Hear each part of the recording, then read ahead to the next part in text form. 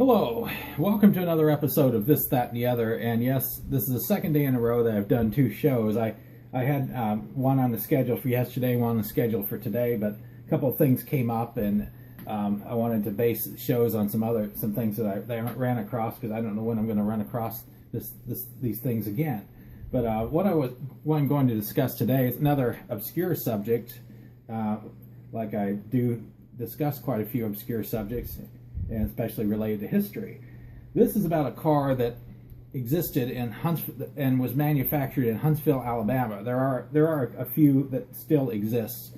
It's called the Keller Car, similar to the Tucker. That was a car that was out in late 1940s, I believe, and only a handful were made, and a very similar story to Keller and Tucker. But I remember there was a movie made about the Tucker car, and don't believe there's been anything made on the Keller car. But got a little information off of Wikipedia, so I'm going to go ahead and read some bits and pieces from it.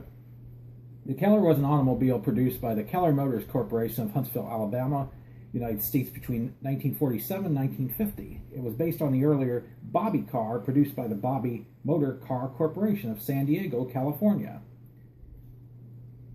The design was originally developed by Bobby Car San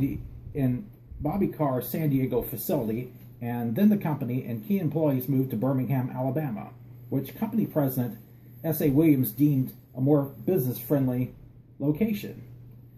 In late 1946 to early 1947, a coup was undertaken by Bobby Car management team and George D. Keller, a former sales VP for Studebaker Corporation.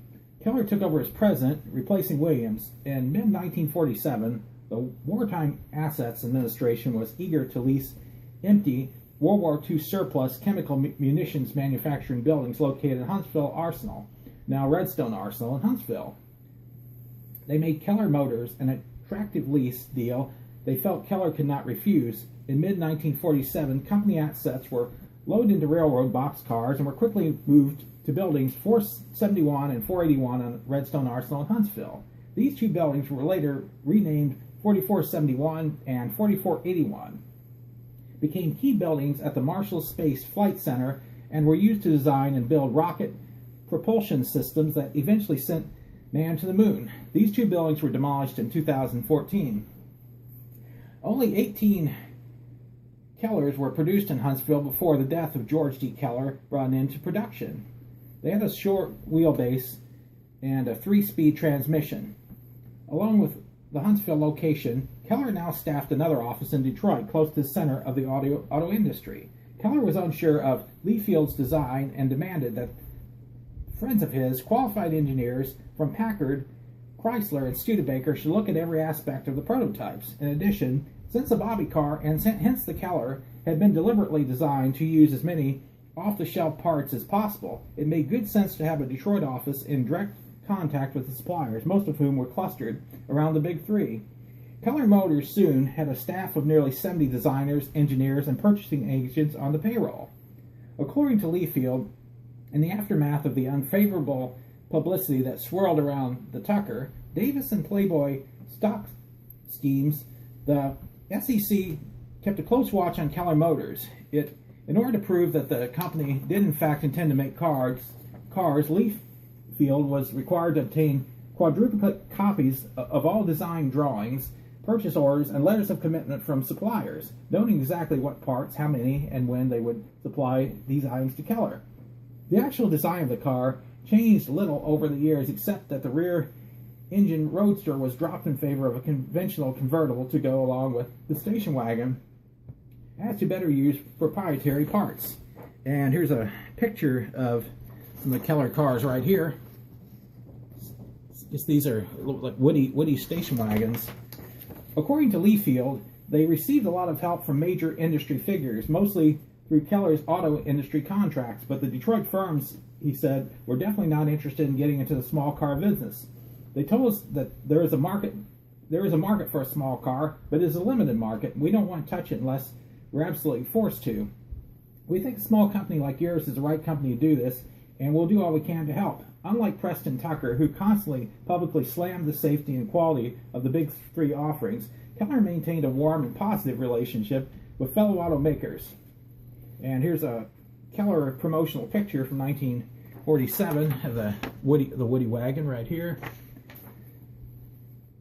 Keller's contracts soon gave their approval to Neefield's straightforward design, and the improved and larger Keller Super Chief Woody station wagon, it seems, was deemed quite acceptable. The franchise dealer network, too, was rapidly becoming a reality.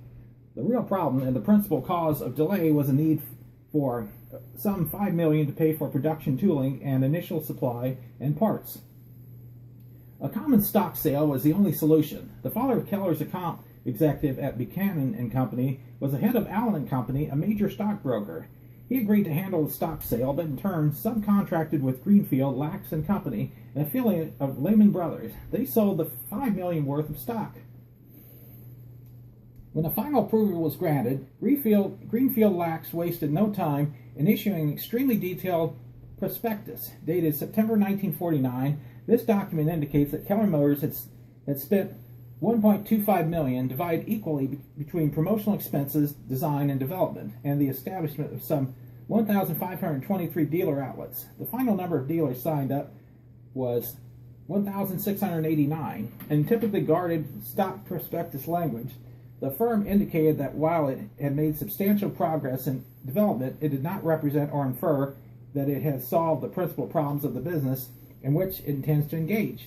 Recognizing the development and improvement of an automobile is a process of almost continual change. The corporation modestly admitted that the final model of the completely designed American automobile has not yet been manufactured, and we do not undertake to do so. Actually, building the Keller bodies of wood, mountain ash sourced in Alabama, solved a number of problems. Wood bodies meant that expensive tools and dies would not be needed. Cheap Keller labor could screw and glue together all the bodies that Keller might use. In addition, of course, Hubert Mitchell already had his rather inadequate Hartselle, Alabama woodworking plant that he was only too ready to unload on the corporation. At the same time, he was supporting the members of the company with personal loans. He sold his furniture factory to the corporation for nearly 3 times its assessed value, a fact brought only out later. And here's a photo of a couple of Keller cars from a Keller reunion in 2013 at the original Keller plant in Huntsville. Right, a couple of these cars right here that still exist. Hubert Mitchell of Hartselle, Alabama, was a major investor in Keller. Mitchell at one time said, Keller wanted to call it the Mitchell Motor Corporation. Hell, I said, you're the man. We'll use your name. A stock sale for the company in late September 1949 was a success, and it seemed Keller was on its way. Company officers celebrated with a festive dinner on October 4th. It was not to be. George Keller was late coming to breakfast on October 5th from his room at the Hotel Algonquin. He was found dead in his bed of a heart attack at age 56. Tragic. The company probably would have made it if he hadn't died. The Keller was originally designed and fabricated primarily by laid-off aircraft technicians post-war using readily available parts from various automotive and aircraft production facilities. Keller cars are noted for several first-run innovations, such as having the engine, flywheel, transmission, clutch, and differential all built into a single unit, noted for its ease of removal and replacement. Many initially considered the Keller Super Chief to be a microcar, but later retrospective examination concludes the Keller Super Chief Woody station wagon to be probably the world's first compact sport utility vehicle, SUV. This is significant in a light of the tens of millions of compact SUVs that followed, such as Chrysler's PT Cruiser, Honda CR-V, and Toyota RAV4, which I have one of those, and others that followed Keller's innovative lead.